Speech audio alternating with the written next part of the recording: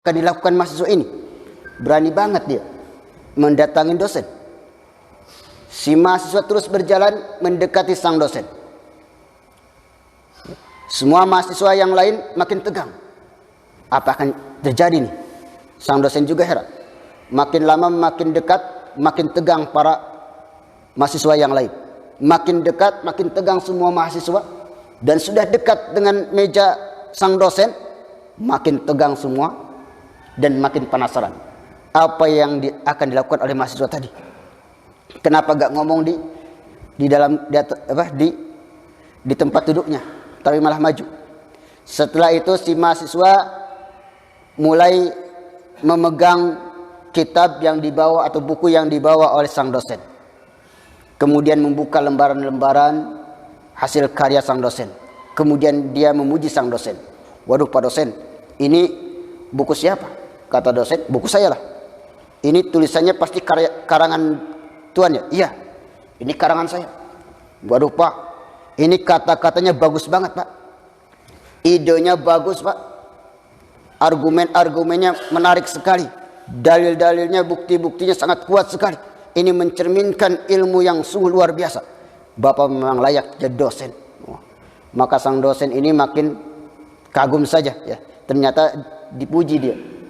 Semua mahasiswa mulai tenang. Ternyata mau muji dia. Setelah dia buka-buka lembaran demi lembaran sambil memuji sang dosen, kemudian pemuda ini menyobek buku sang dosen. Sudah disobek, diludahin. Udah diludahin, kemudian dibanting ke bawah, kemudian diinjak-injak. Sang dosen marah. Ketika sang dosen mau menampar si mahasiswa tadi menahan tamparannya dan berkata, "Kenapa Bapak marah? Kan saya hanya menyobek kertas Pak. Hanya meludahin kertas Pak. Hanya menginjak-injak kertas Pak. Sedangkan ilmu itu, hasil idenya masih ada di kepala Bapak. Saya gak meludahin kepala Bapak. Saya gak nginjak kepala Bapak. Saya juga gak membanting kepala Bapak. Saya hanya membanting kertas Pak. Hanya nyobek kertas. Adapun ide hasil pemikiran Bapak masih tersimpan rapih di kepala Bapak. Kenapa Bapak yang marah? Saya bingung, apakah Bapak bodoh, blow on, tolol, beleguk atau idiot?" Akhirnya sang dosen malu dan kembali langsung pergi. Ya, akhirnya dikalahkanlah hujahnya sang dosen. Begitulah cara berdebat, cara berdiskusi. Jadi mengambil sesuatu yang sama dulu. Dan salah satu diskusi atau debat ini merupakan bagian dari dakwah juga, tapi harus berdasarkan ilmu. Ya, kalau tidak berdasarkan ilmu, ya kita kalah. Ya, kita kalah dan hujah kita terkalahkan. Maka oleh karena itu diperlukan ilmu. Oleh karena itu Allah mengatakan, "Yarfa'illahu alladhina amanu minkum walladzina utul ilma darajat." Sesungguhnya Allah mengangkat derajatnya orang yang berilmu. Dan kemudian kata Allah, tidak mungkin Allah membebani umatnya kecuali sesuai dengan kemampuannya. La yukallifullahu nafsan illa wus'aha. Kalau Allah mewajibkan kita semuanya untuk menuntut ilmu, ini menunjukkan bahwasanya pada hakikatnya tidak ada yang bodoh. Karena tidak mungkin Allah mewajibkan sesuatu yang tidak mampu. Kalau bodoh itu adalah takdir, ya, maka tidak mungkin Allah wajibkan dia untuk menuntut ilmu. Karena dia tidak bisa menghilangkan kebodohannya. Tapi kebodohan itu bukan takdir. Karena Allah memerintahkan dia untuk menuntut ilmu dan untuk menghilangkan kebodohan. Karena pada hakikatnya kebodohan itu adalah penyakit, ya, yang harus dihilangkan dan diobati dengan ilmu. Qul atuhajjunana fillah. Katakanlah wahai Muhammad, apakah kalian hendak ngajak debat kami fillah tentang Allah? Wa huwa rabbuna, sedangkan Allah itu Rabb kami dan Rabb kalian juga. Kita diskusi nih. Allah itu Rabb kami dan Rabb kalian. Kalian menduga bahwasanya kalian itu adalah anak Allah. Kalian itu adalah kekasih Allah. Sebagaimana disebutkan dalam ayat yang lain, nahnu abna'uhu wa hibba'uhu. Sesungguhnya kami ini adalah anak-anak Allah dan kekasih-kekasih Allah. Anaknya dia mengaku seperti itu, ya. Padahal Allah itu sama, dia itu Rabb kami, ya, dan juga Rabb kalian. bukan ayah kalian, ya. Dan bukan hanya engkau sebagai kasihnya, tetapi kami juga semuanya kekasihnya. Kita debatnya sekarang, siapa yang layak untuk mendapatkan cintanya Allah? Kalau begitu, ya udah, walana a'maluna walakum a'malukum. Nah, kalau sudah berdebat, diskusi, kemudian akhir dari diskusi itu, ya udah, serahkan saja. Saya sudah sampaikan hujahnya, dan dia juga tidak mau mengalah dengan hujah mereka, pada sudah kalah hujahnya. Maka kata Allah, walana a'maluna, Allah memberikan bimbingan yang terakhir. Ini puncaknya kalau sudah selesai debat, sudah selesai diskusi, sudah selesai menyampaikan hujah dan dia tidak mau, maka kita serahkan kepada mereka dengan perkataan walana a'maluna, dan bagi kami amal-amal kami. A'mal jama dari amal, ya, amal jamanya a'mal. Dan bagi kami amal-amal kami. Lam di sini bisa lam ikhtisas atau lam milkiyah. Dan biasanya di sini ada yang dibuang. Kalau lam menggunakan la, itu menunjukkan sawab, pahala. Kalau menggunakan ala, itu hukuman atau perbuatan maksiat. Seperti laha ma kasabat wa alaiha maktasabat. Laha, baginya apa yang dia usahakan. Artinya baginya dia akan mendapatkan pahala sesuai dengan yang dia usahakan. Berarti usaha di sini usaha yang baik-baik. Maka usaha-usaha yang baik itu akan dia dapatkan pahalanya. Wa 'alaiha maktasabat. 'Alaiha di sini adalah hukuman. Dan atasnya dia akan mendapatkan hukuman terhadap apa-apa yang diusahakan. Berarti usaha maksiatnya. Perbuatan pahala lahu akan mendapatkan pahala. Perbuatan maksiat 'alaiha akan mendapatkan hukuman juga. Sebagaimana dikuatkan lagi dalam surat yang lain, wa in kadzabuka, jika wahai Muhammad mereka mendustai kamu, fakul, katakanlah kepada mereka, li amali, bagiku amalku, walakum amalukum, dan bagi kalian amal kalian, antum bari'una mimma amal, kalian berlepas diri dari apa yang saya amalkan, apa yang saya kerjakan. Wa ana bariun, dan begitu pula saya berlepas diri mimma ta'malun, terhadap apa-apa yang kalian kerjakan. Itu yang terakhir. Jadi diskusi ini diakhiri dengan itu, dan itu sesungguhnya adalah ejekan kepada mereka atau bantahan terakhir kepada mereka, bahwasanya amal kita insya Allah baik. Saya yakin dengan apa yang saya pegang ini benar. Oleh karena sekarang saya sudah mengajak kamu kepada kebenaran, kamu tidak mau, sudah.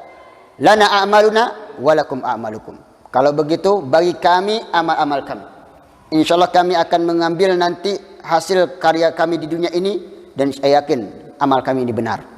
Dan kalian silahkan amal-amal kamu yang jelek ini silahkan kerjakan saja. Dan kamu juga akan mendapatkan nanti hukumannya, balasannya dari Allah Subhanahu wa taala. Lana a'maluna walakum a'malukum. Dan begitu pula ketika diskusi, ketika debat, harus dengan tujuan bi aqrabit tariqi yaruddu dhal ilal haq. Maka niatkan ketika debat itu adalah dengan cara untuk mengembalikan orang-orang yang sesat kepada jalan yang benar. Jadi Islam ini menganjurkan kita diskusi, debat yang diperbolehkan itu tujuannya bukan egois kita. Bukan ingin memenangkan hujah kita dan mengalahkan, mempermalukan hujah orang lain. Maka diskusi yang benar, debat yang benar karena Allah Subhanahu wa taala adalah bagian dari dakwah, menginginkan orang yang diajak debat ini masuk Islam. Bisa terjauh dari kemaksiatan, bisa meninggalkan kesesatannya. Maka kasih tahu, jelaskan kepada mereka kebenaran. Ajak mereka berpikir. Ketika mereka berdebat tentunya mereka sudah punya ilmunya. Ya. Maka ajak dia untuk berpikir dengan pikiran yang benar, berikan hujah yang kuat, berikan alasan yang kuat, berikan dalil yang benar, sehingga mereka bisa mengetahui kebenaran, sehingga akhirnya meninggalkan kesesatan dan kembali kepada kebaikan. Ya, itu ya, yang benar adalah seperti itu, sebagaimana yang disebutkan oleh tafsir As-Sa'di ini. Wa yuqimul hujjah 'alal mu'anid, menegakkan dalil kepada orang yang menentangnya. Wa yuwaddihul haq, kemudian menjelaskan kebenaran. Wa yubayyinul batil, dan juga menjelaskan sesuatu yang batil itu supaya makin jelas. Fa in kharajat an hadhil umur, kalau keluar dari perkara ini, kanat mamarah wa mukhasamatul akhirah fi. Kalau keluar dari tujuan ini, maka debat itu debat yang tidak baik. Bahkan debat yang bisa menjurus kepada kemaksiatan dan bisa jadi dosa besar. Nah, kalau debat yang tidak jelas, debat yang tidak ada hujahnya, debat kasir lah ya. Hanya berdebat sesuatu yang tidak jelas, didebatin saja tapi tidak diamalkan. Tujuannya hanya ingin mempermalukan orang lain. Dalam Islam itu tidak boleh. Di dalam Islam itu ada aturannya. Maka pertengahan saja. Kalau mau berdebat tujuannya adalah untuk berdakwah. Ya. Untuk mengajak mereka supaya mengetahui kebenaran dan kemudian kembali kepada jalan yang benar. Wallahu a'lam.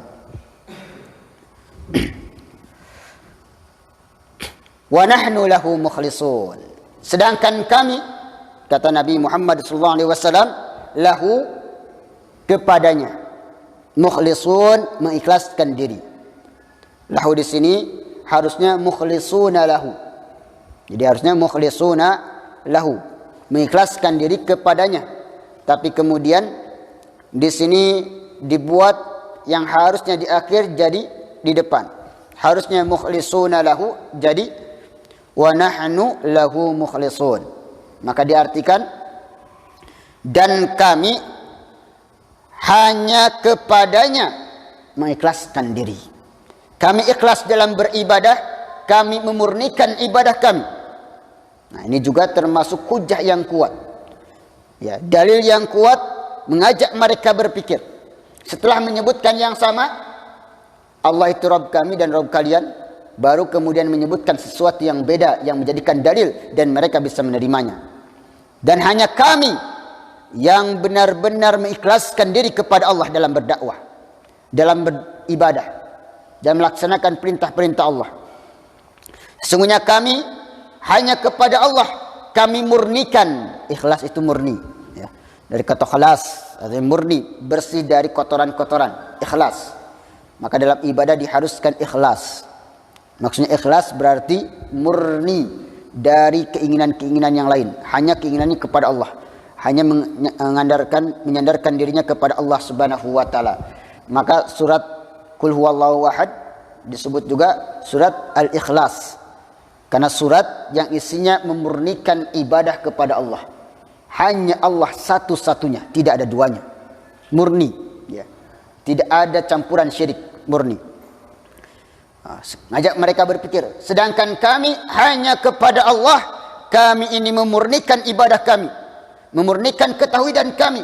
Kami yakin Allah cuma satu, tidak dua, tidak tiga. Beda dengan orang Yahudi dan Nasara.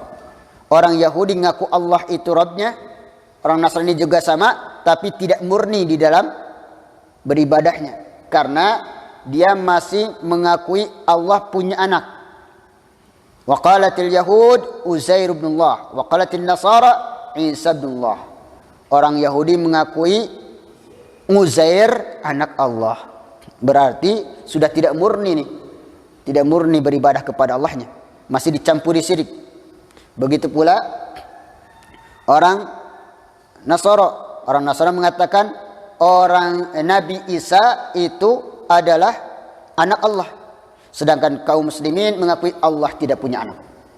Karena kalau punya anak berarti sama saja Allah seperti manusia, sama saja Allah itu butuh sama anak. Allah tidak butuh sama Allah, tidak butuh sama anak. Yang butuh sama anak itu makhluk. Karena dia butuh anak untuk menghibur dukanya, laraknya dan sebagainya.